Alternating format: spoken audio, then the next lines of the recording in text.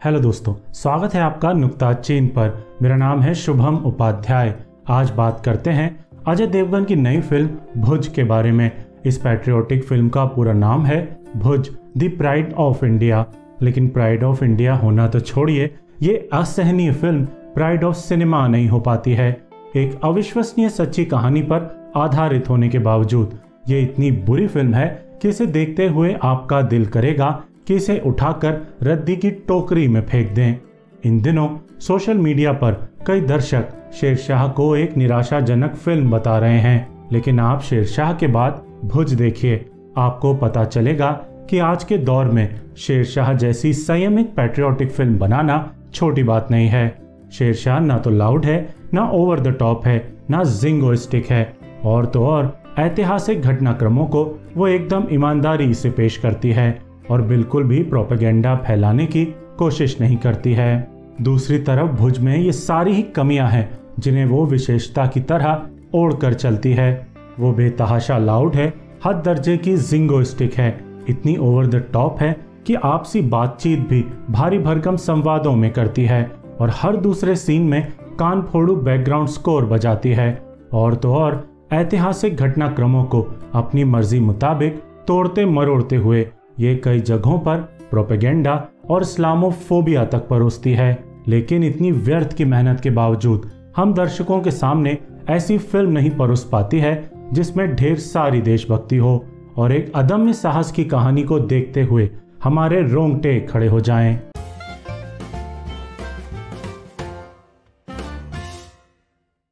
एक घंटे 45 मिनट की इस फिल्म का शुरुआती 1 घंटा बेहद उबाऊ है। इस हिस्से में भुज की एयर स्ट्रिप पर पाकिस्तान का हमला होते हुए दिखाया गया है और बीच बीच में तमाम अहम किरदार इंट्रोड्यूस किए गए हैं। इस दौरान फिल्म की स्क्रिप्ट बेहद डिसजॉइंटेड है, एडिटिंग बेहद अजीब है और अजय देवगन के वॉइस ओवर के साथ बेहद अटपटे अंदाज में टुकड़ों टुकड़ों में कहानी को आगे बढ़ाया जाता है।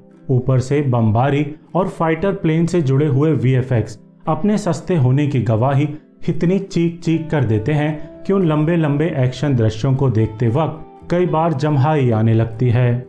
फिल्म आखिरी 45 मिनट में जरूर रफ्तार पकड़ती है जब भुज की एयर स्ट्रिप को रिपेयर करने की बात आती है और पाकिस्तानी सेना से लोहा लेना होता है। लेकिन तब तक हमारे संयम की इतनी कठिन परीक्षा ये फिल्म ले लेती है कि हम उस परीक्षा में फेल हो जाते हैं और फिल्म के द्वारा दिए गए छुटपुट रोमांच से हमारा मन तृप्त होने से इनकार कर देता है।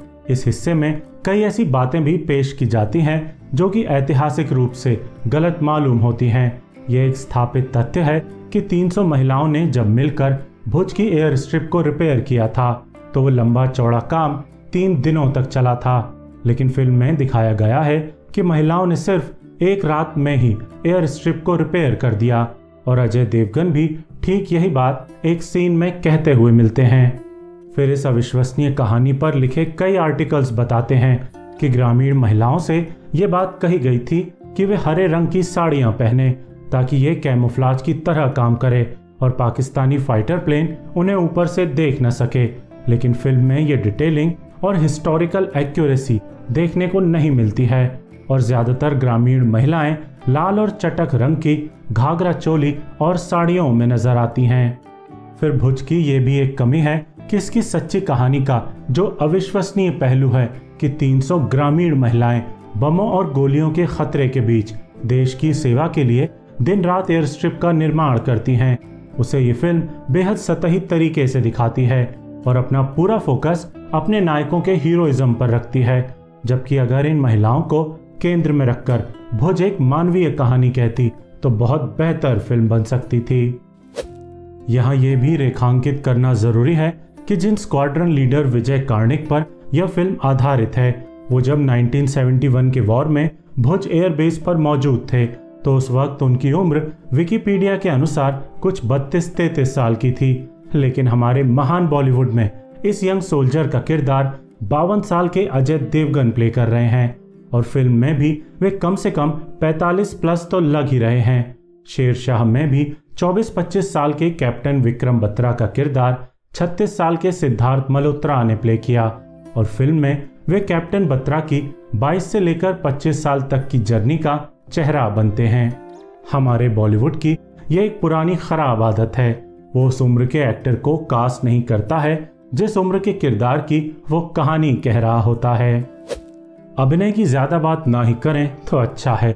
अजय देवगन इतने शानदार अभिनेता हैं, लेकिन यहाँ वे किरदार में खुद को ज्यादा इन्वेस्ट नहीं करते हैं। ये भी है कि वे इतने अच्छे अभिनेता हैं कि जब खुद को ज्यादा खर्च नहीं भी कर रहे होते तब भी फिल्म की सबसे अच्छी बात वे ही साबित होते हैं। संजय दत्त की आंखें फिल्म में बड़ी इंटेंस नजर आती हैं, लेकिन उनके किरदार में कोई डेप्थ नहीं है, इसलिए हमारा कोई जुड़ाव उनसे हो नहीं पाता।